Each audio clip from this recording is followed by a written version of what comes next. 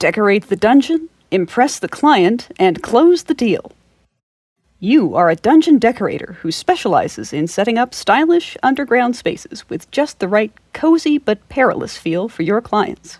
You will compete against your opponents to build the best dungeon with all the right accoutrements so that your villainous clients can move in, feel at home, and get right down to the evil. In Dungeon Decorators, you score points by completing goals and building a well-appointed dungeon. The player with the most points at the end of the game wins. Dungeon tiles are the basic element from which you'll build your dungeon. Each dungeon tile has a decoration side and a dungeon side, and you'll have to choose which is facing up when you place the tile. Once placed, a tile must usually remain where it is until the end of the game. The decoration side tells you what you need to know about the dungeon side. This is handy since tiles are placed on the drafting board decoration side up. Edges of a tile with a white decoration icon will have a hallway exit on the other side of the tile, while blank edges, or edges with a green wild decoration token, will have a wall on the other side. You can see that this room has only one exit. Dungeon tiles with more than one exit are called hallways. If a tile is painted, you'll see a band of that paint on the lower right-hand corner of the decoration side. Any kind of dungeon tile may have paint or a star icon on it. To place a tile as a decoration tile, simply place it so that at least one of its decorations is adjacent to a wall in your dungeon. However, you may not place a decoration tile that causes a passageway to dead end into a decoration tile. There are other decorations on this tile, so if the dungeon is built around the corners later in the game, more decorations can offer their benefits, like so. To place a tile as a dungeon tile, place it adjacent to another dungeon tile, subject to the following restrictions. You may not place a tile that causes a passageway to dead end into a decoration tile. You must be able to trace a connected path from your newly placed tile back to your starting tile, and your dungeon must always have at least one open passageway leading to empty, unbuilt space. Note that you may place a dungeon tile that causes a passageway to dead end into a wall on another dungeon tile. It simply may not dead end into a decoration tile. Decoration goals have the number of points they are worth in the star in the upper left. Decoration goals come in two types, room and hallway. To score a room decoration goal, you must have the indicated decorations on the walls of a single room in your dungeon. So the sharp, pointy object storage goal may be scored with tiles like so. Hallway decoration goals are a little bit different. They score if you have the indicated symbols attached to walls anywhere in your hallway. Note that due to dungeon tile placement rules, your dungeon can have multiple rooms, but will only ever have one large hallway. This example dungeon allows you to score the chic skulls on swanky spikes. Shape goal cards give you points if you make a certain shape with the tiles in your dungeon. These shapes are made from different arrangements of room and hallway tiles, often with specific qualities like paint color and number of decorations. The icons on a shape goal card help you quickly differentiate between the kind of tiles and conditions needed to score that card. Room icons have an octagonal cutout border, while hallway icons are simply square. A room with a star in it would be symbolized like so. Paint colors can be indicated in these icons for hallways or for rooms. Some shape goal cards have a wild color icon. Tiles in this position of the shape goal can be any painted color, i.e. not gray. Lastly, an icon with a number in it indicates a tile, room, or hallway that must have at least that number of decorations attached to it in order to qualify for scoring the shape goal.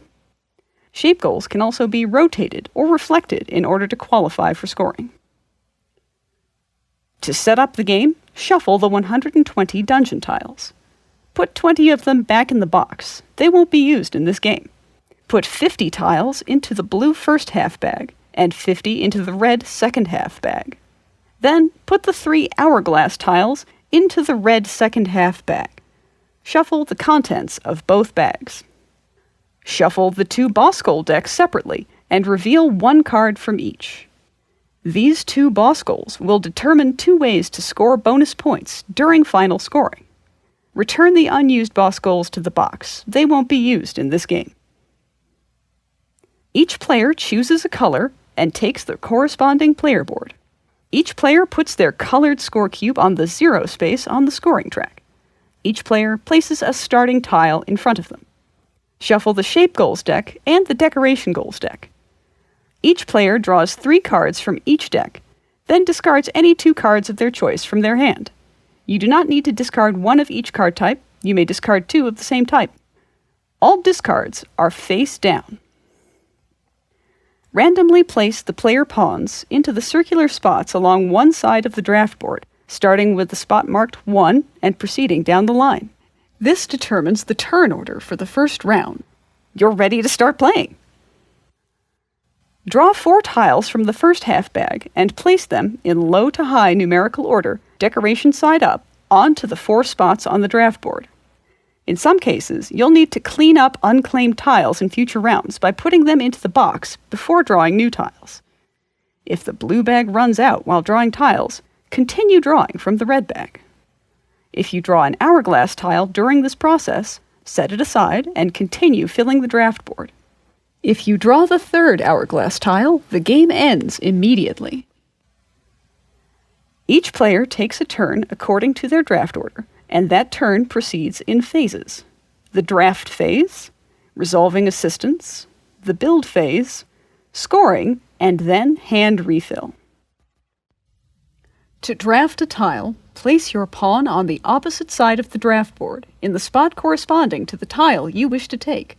Take that tile and place it in front of you. You'll decide whether to place it in your dungeon or into your storage shortly. In the middle of the draft board is the draw exchange action. If you place your pawn on a draft spot next to this icon, you do not draft one of the tiles on the board. Instead, you draw a tile at random from the current bag and place it in front of you.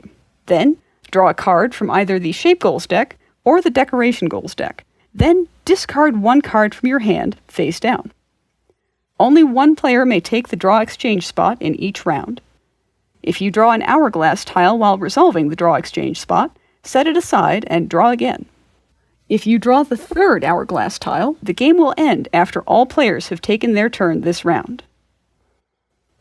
If the tile you drafted has a colored icon in the center of the tile, you've recruited an assistant. You'll resolve their ability immediately, either by following their instructions here on this handy reference card, or taking a token that you can use this round or later in the game. When you draft a goblin sapper, take one of the generic room/corridor tiles and place it in front of you. You must add that tile to your dungeon or put it in storage during your build phase. Burrow Bro makes you take 2 additional tiles from the current bag. If the blue bag runs out, continue drawing from the red bag. Then, choose 1 tile from among the Burrow Bro tile and the 2 you've drawn from the bag. Place the tile you've chosen in front of you and place the other 2 into the box. If the selected tile has an assistant icon other than Burrow Bro on it, resolve that assistant icon. If you draw an hourglass tile while resolving Burrow Bro, set it aside and draw again. If you draw the 3rd hourglass tile, the game will end after all players have taken their turn this round. When you draft a tile with Arcane Architects, take an Arcane Architect token. During the build phase, you may use Arcane Architect tokens to rearrange your dungeon. To do this, discard a token, then move one of your dungeon tiles to another location in your dungeon.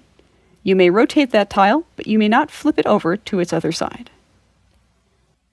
When you draft a tile with a decorative mimic, take a decorative mimic token. You may use this token in a later score phase to temporarily turn a green wild decoration icon into any decoration for the purpose of scoring a single goal card. Note that green wild decoration icons don't count as decorations until they're activated by a mimic. After you've resolved an assistant icon, you move on to your build phase. During your build phase, you must place any newly acquired tiles into either storage or your dungeon. You may store up to 2 tiles on your player mat. These may be placed into your dungeon on any of your later build phases. Tiles in storage may be flipped freely to either side until they are placed into your dungeon. To place a tile into your dungeon, place them following the tile placement rules discussed before. You may place both drafted and stored tiles in your dungeon during your build phase, meaning that you may place more than one tile per build phase. Once the build phase is over, you move on to the scoring phase. If your dungeon fulfills the conditions for one or more cards in your hand, you may play those cards. For each card, play it face up, show where it exists on your dungeon, and score the indicated number of points in the upper left of the card by moving your cube along the scoring track. Then place the card face down next to your player mat. If you pass 50 points, take one of the 50-point chits and continue counting your score from 0. In the last phase of your turn, you will refill your hand to 4 cards. If you have fewer than 4 cards in your hand after your score phase, draw cards from either the Shape Goals deck or the Decoration Goals deck until you have 4 cards in hand. If you must draw more than 1 card, you may draw them from different decks, and you may draw 1 card and look at it before deciding which deck to draw from next. If you draw a card for which your dungeon already fulfills the scoring conditions, you will need to wait until your next score phase to score it. If a gold deck runs out during this process, shuffle the discards of that type and use it as the new deck. If there are no discards to reshuffle, then players may no longer draw that type of gold card. After you refill your hand, the next player in draft order proceeds to their draft a tile phase. The game ends when the 3rd hourglass tile is drawn from the red bag. If this happens during round setup, the game ends immediately. Do not play the final round. If, on the other hand, the 3rd hourglass tile is drawn during player turns, either via the draw exchange action or the Burrow Bro assistant, continue playing the current round until each player has completed their turn. Once the game has ended, players add the following to their score: stars, then scoring for the different colors in their dungeon, then the color they have the most of in their dungeon, and then boss goals. For each star in your dungeon, score 3 points. Only stars on the dungeon side of tiles in your dungeon count for scoring. Stars on your decoration tiles or in storage do not count. Count the number of different colors in your dungeon and add to your score based on the total variety. As with stars, colors on your decoration tiles do not count, and colors on tiles that are in storage on your player mat do not count. Count the number of tiles in your single most common color. If your most common color has only 1 tile in your dungeon, that's worth 0 points. However, if you've got 6 tiles of the same color in your dungeon, it's worth a colossal 24 points. Once again, colors on decoration tiles don't count, nor do stored tiles. Last, it's time to see how the bosses like your dungeon. Score your bonus points as specified on the 2 boss goal cards that were revealed at the start of the game. You may use any decorative mimic tokens you might have at the end of the game to turn green wild decoration icons into any type for the purpose of scoring a single boss goal card. The blue boss goal cards give 10 points for whoever has the most of something, and 4 points for whoever has the second most. If 2 or more players are tied for most, divide 14 points by the number of tied players rounded down, and no points are awarded for second most. If 2 or more players are tied for second most, divide 4 points by the number of tied players rounded down. Yellow boss cards give you a set number of points for each qualifying instance of something in your dungeon. The player with the most points wins. In the case of a tie, the player who scored the most shape goal cards wins. Total cards, not total points from those cards. If players are still tied, the player who scored the most decoration goal cards wins. Thanks for watching. The SlugFest Games crew has played Dungeon Decorators a few times on stream, and you can find those streams archived here on our YouTube channel. If you'd like to download the complete rules, you'll find the link in the description below.